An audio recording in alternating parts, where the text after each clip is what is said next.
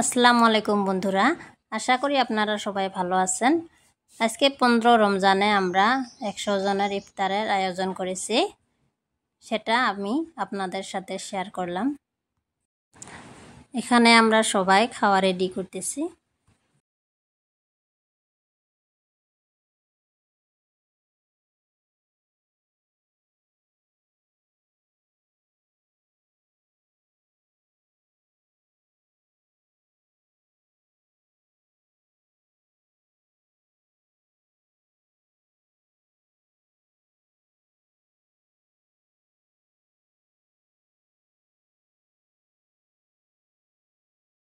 এক ফালে পুরুষের জন্য আর এক ফালে মহিলাদের জন্য থালি রেডি করা হয়েছে।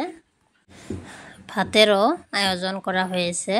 ইফতারি করার কিছুক্ষণ পর আমরা ভাত দিব।